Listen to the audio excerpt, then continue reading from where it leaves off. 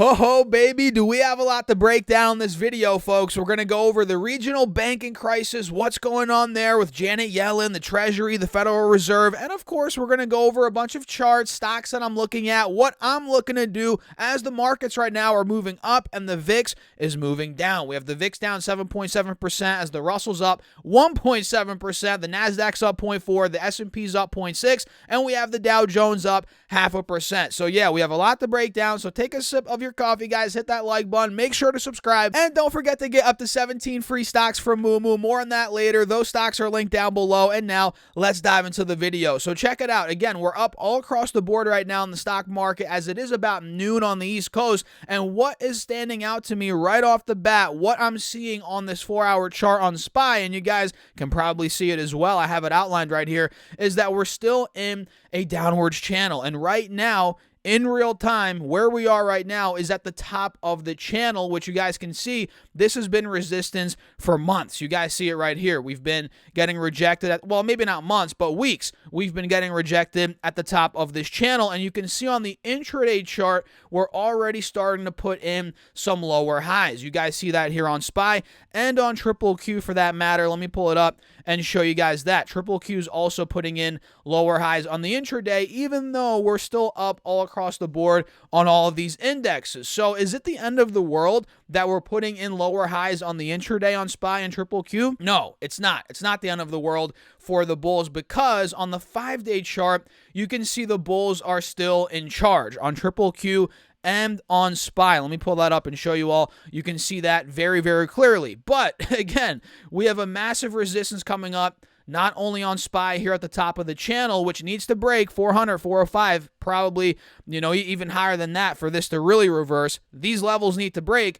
And on Triple Q, right? Triple Q, we've talked about this time and time again. Where we are right now, this is a big resistance stemming back from the past couple of weeks. Now, let's say Triple Q starts breaking out of 310, 315, which who knows if that happens today, maybe next week, later this week. Who the heck knows, right? But if it does start breaking that point, 310, 315, that is where we could start to get an even bigger move here on Triple Q. So that's a quick little rundown on what's going on. Nothing too in-depth, because I do want to go over, mostly in this video, what's going on with the regional banks. So let's just talk about these right now. We'll break down an ETF here that is a regional bank ETF, and we'll go over a lot of these individual stocks, starting off here with FRC, which is First Republic Bank, which is up not 10, not 20, not 25, but almost 40% on the day today, guys. 38% to be exact. And the regional bank bounce today on Tuesday is followed by a pledge by Janet Yellen that she made before the American Bankers Association conference to take more action to stabilize the banking system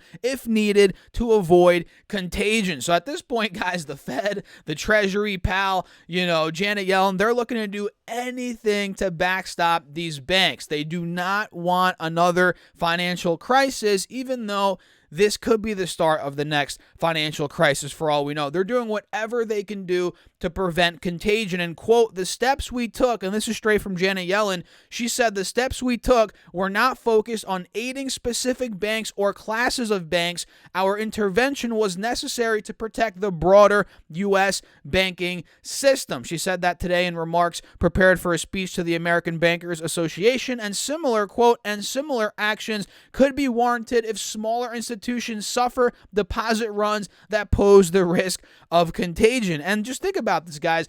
If the banks know, the big banks, the mid-sized banks, whatever, if the banks know that the Fed, the Treasury, they're going to do whatever they can do to bail out these banks, right? They're going to take unnecessary risk. When you deposit your money into these banks, they're going to take insane risk. Well, I don't want to say insane risk, like they're going to take your money and then gamble it on cryptos or, other penny stocks or something like that, something that Sam Bankman-Fried would probably do. I'm not saying they're going to do that, but the fact that the banks at this point, they pretty much know that they're going to get backstopped if they do need it, right? They might take unnecessary risk, more risk than they would have if there wasn't that guaranteed bailout backstop from the Federal Reserve and the Treasury, right? And JP Morgan, one of the 11 banks that gave $30 billion, and these 11 banks gave $30 billion collectively in deposits to First Republic Bank, JP Morgan is now providing advice to First Republic Bank as the bank seeks other actions, said people familiar with the situation. Raising capital from outside investors is among the possibilities, these people said. And another is turning some deposits provided by bigger banks into equity. That's another thing that these people said, which we don't know who these people necessarily are. So again, guys, at this point, the Fed, the Treasury, they're going to do anything to help out these banks and prevent contagion from occurring. And you can see again, First Republic Bank is up 40% on the day. And no, it's not reversing, or we're not seeing a clear-cut breakout or anything like that. This is just simply a dead cat bounce. You guys can see yesterday, First Republic stock was at about $11.50. Where the heck was it? Yeah, $11.50. Now it's at $17 and it's up 40%, like I said. But is there really a significant move being made here on the chart? It's not like the chart is exploding. It's still clearly in a downtrend. Same with a lot of these other regional banks that are moving right now, like Western Alliance. It's up 17%. We have Zion. Let me pull that up. Zion, or is it Zion's? Either freaking way. Who knows? Zion's Bank Corporation up 7.4% today. And this ETF that I want to go over quickly, guys, KRE, this is the regional banking ETF. This is up 5.3% today. And overall, it is down, let's see here, from the highs a couple weeks ago, $65. It's down from $65 to now $45. It is down about 30% in the past couple of weeks. And let me actually transition over here to my Safari tab. Give me a second, guys, so we can see all of the holdings of this ETF. Again, this is a regional banking ETF, which I don't know if there's many. I mean, there's probably other regional banking ETFs, but to my knowledge, this is the most popular one. So you can see right now, let me pull up the summary of this thing. We can see it's at $46, like you all can see right here. There's $2.4 billion in net assets. As you all can see right here, the NAV is 43.59. The yield right now is 2.4%. Not bad. That's a decent dividend yield here. And the year-to-date return, as you guys expected, it's not good at all, 25% in the red. And we can see here the expense ratio is 0.35. It's a decent expense ratio. It's not like it's through the roof like 1% or 2%, but it's not 0.03% like the S&P 500 ETF from Vanguard VOO, but that's a whole nother topic for a whole nother video. Not too bad expense ratio wise, 0.35%. And the holdings here, let me pull up these holdings so you all can see them. We have different holdings here, obviously, as ETFs are comprised of a bunch of different stocks. So the first one here is Comerica. You guys can see that's about 2%. And honestly, a lot of these, I don't even know the names of these off the bat, but we have Zion, we have WAL. You guys see all these different holdings down here. Then we have, WBS, TFC. Let me actually pull up some of these on the stock chart, but what I'm looking at here, or what I'm seeing, is KRE, this ETF. It looks like all of their holdings are either 1-2% of the portfolio. It's not like they're too heavily weighted in one particular bank. I mean, you guys can see here for yourselves. Do you guys not see all these percentage points, right? These are all of the the top 10 assets in the portfolio, or in the ETF rather, and the top 10 holdings make 20% of the total assets, as you guys can see right here. So let me actually go back to ThinkOrSwim, and we'll run through some of these banks here in the charts, on the chart, so we can see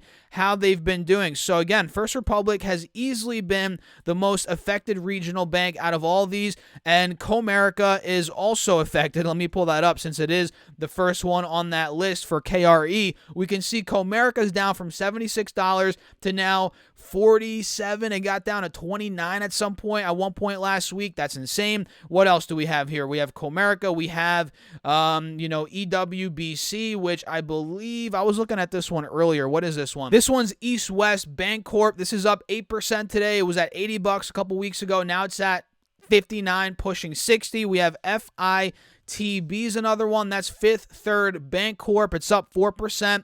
And that's on the day, but a couple weeks ago it was at $38. Now it's at $27. So you can see all across the board, guys, these regional banks have gotten destroyed, and they're bouncing back a little bit, somewhat, some more than others today. And of course, First Republic Bank is leading the charge in the bounce back of these regional banks. So at this point, guys, with volatility down, the market's up in a major way across the board, we are heading into the FOMC meeting tomorrow in a very interesting position. I feel like if we could be setting up for a massive dump tomorrow if we get word from the Federal Reserve that they're going to be more hawkish, right? Maybe raise rates more than expected, which I'm not really thinking they're going to do that. That would not be a wise thing to do here in the midst of the banking crisis we're seeing. But what do I know, guys? What do I know? I mean, we'll see what Jerome Powell ends up saying, but if he goes aggressive, I think they're going to do a 25 basis point hike, but we'll see what the guidance is for the next couple of months, right? Where his head's at in the Q&A with,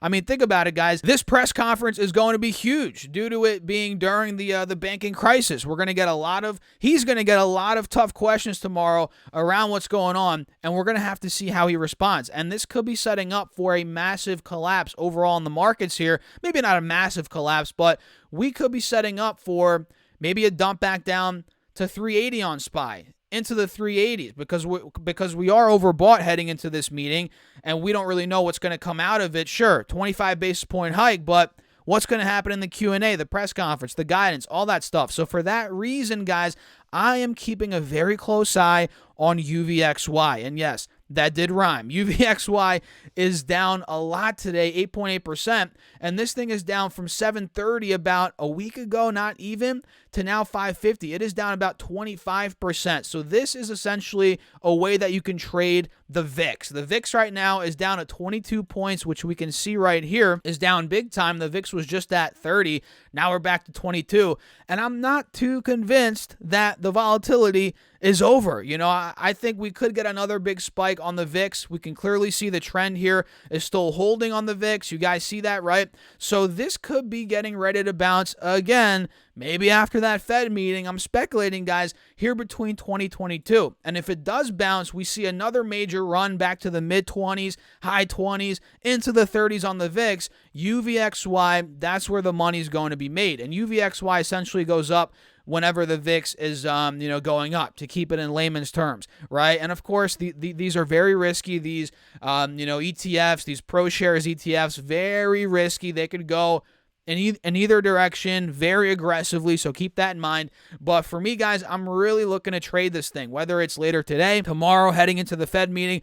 This is opening up an opportunity, in my opinion. So what do you guys think? Let me know your thoughts down below in the comments. Hit that like button. Make sure to subscribe. And don't forget to get up to 17 stocks from Moomoo using that link down below. Once you open up an account, you get 1 free share of stock. If you deposit at least $100, you get another 4 free shares of stock, plus 2 shares of either AI or BBAI. So that's 7 stocks if you deposit at least $100. And if you deposit at least $1,000, listen to this, guys, you get another 10 stocks, totaling 17 free stocks. So if you want some free stocks and you want to help out the channel, use that Moomoo link down below. Also, feel free to check out the Patreon if you want to be a part of the Patreon portfolio. You want to see my charts and ideas throughout the day. And if you want more access to me throughout the day, you want to be a part of the private Discord community, all of that is on Patreon, link down below. I'll catch you guys in the next video. Peace out.